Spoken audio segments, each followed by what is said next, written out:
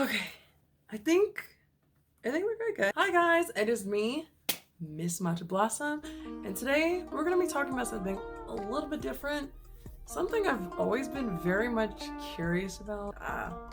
Yeah, we're just gonna jump right in. Now, if you guys are wondering, why does she have this? Please look at one of the videos up here that talk about it. Today, we're actually gonna be talking about something I've always been curious about. This thing right here. Yeah. Disclaimer. I am not a historian, I am not a professional, and I'm not a teacher. I am just a person into Hanfu. So, to kind of give you a basis, what the hell am I talking about? Well, I'm talking about this. They are called Feitian, which are basically an adaptation of Flying Apsaras. Let me give you a little history. I promise, won't take too long. Just a backstory. They're actually very celestial, mythical, if not celestial nymphs, or like fairies in a way, and not really, but they do very similar things. And they do come from the Hinduism culture from India. Normally, back in the day, they were seen as very muscular or heavy-set celestial creatures, and they would have these different ribbons to help them fly and move about. For that part, if you guys are wondering what's their main role into Hinduism, that's not what we'll be talking about today. That's a whole other basket. I will put some links down below if you really want to look into that, and more of the clothing for Hinduists of Apsaras.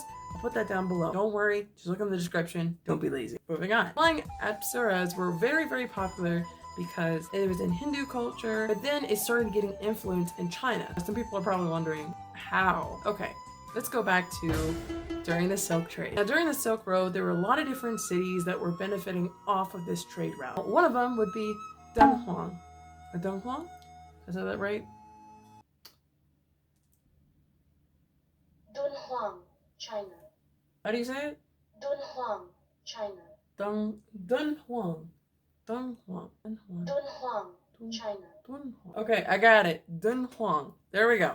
All right. Okay, so just like many other cities, there was a city or kind of a region or now a little town called Dunhuang in the Silk Road that benefited from this. A lot of Buddhism and the culture of its religion became very popular on this route as well and influenced a lot of different things.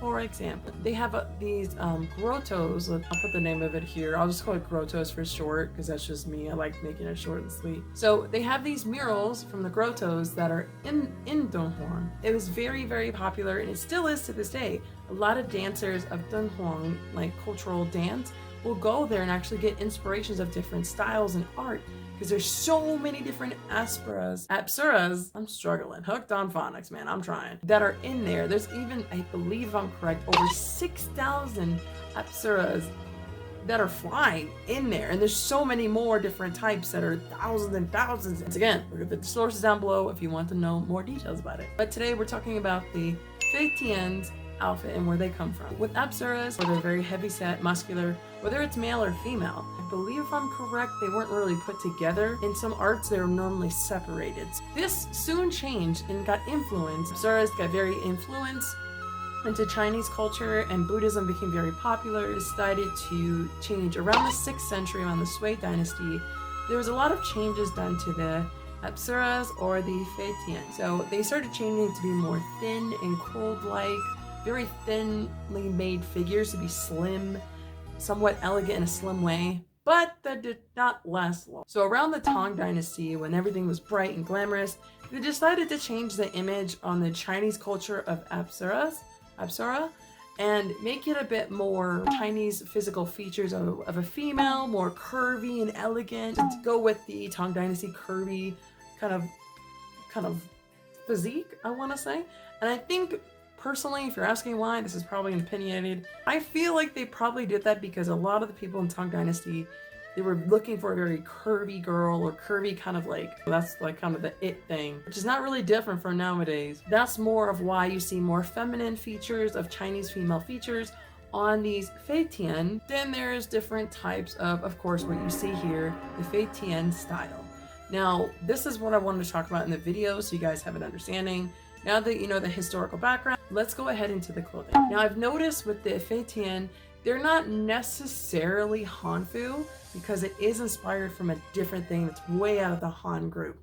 But it is inspired slightly because since Chinese culture and Buddhism, how it gradually made its way through China because of the Silk Road and the traveling and all that, this and that. They decided to make their own Feitian have a bit more Tang Dynasty inspired clothing. Now, I've noticed with some of the Feitian when I was trying to get pictures here, a lot of their clothing looks similar but also different. Like even some that you've seen in the early 2000s or maybe the 70s, like from these different dancers that were trying to do Feitian inspirational styles. Of course, it goes with the times. I've seen some people do it with like flare pants, some people do it with just skirts, and they have like little shorts underneath, like kind of like ribbon skirts.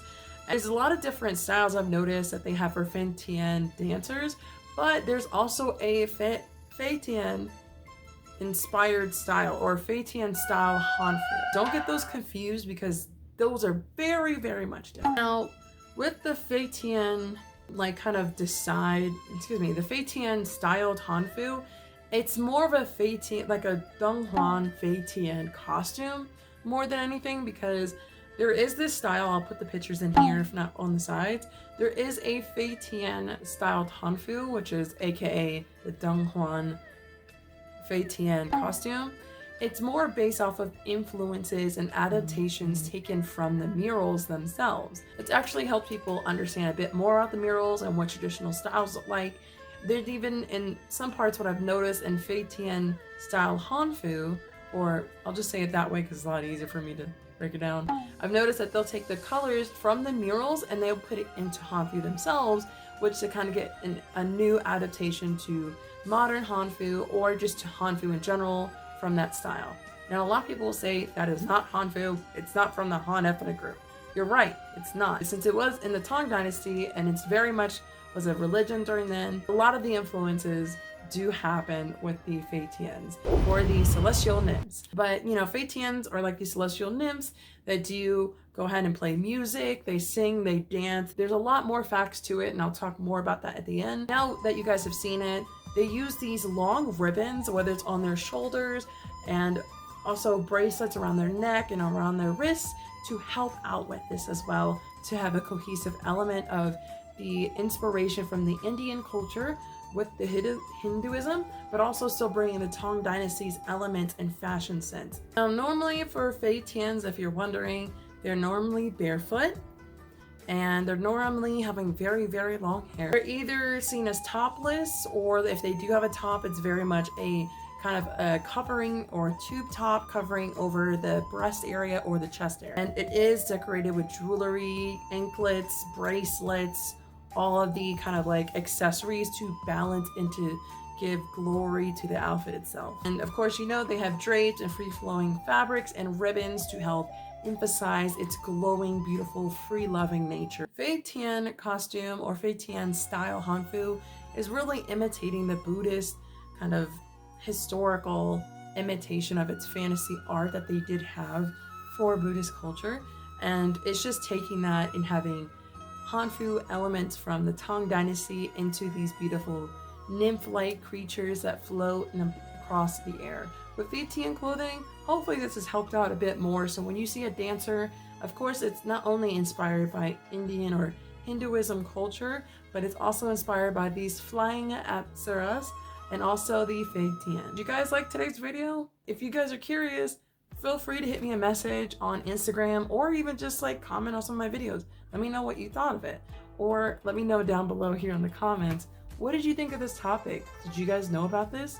What did you think of their garments? Let me know down below. Do not forget, guys, hit the like and subscribe and hit the bell notification.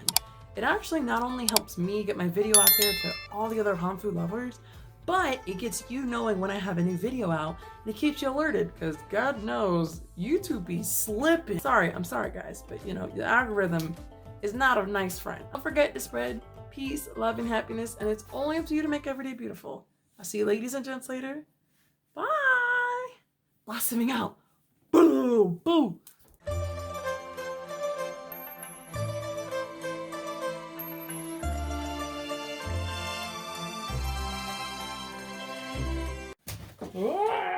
All kinds of things today. You got an hour. All right, cool. I'm not worried about the lipstick. It's gonna keep happening because I'm a thirsty woman.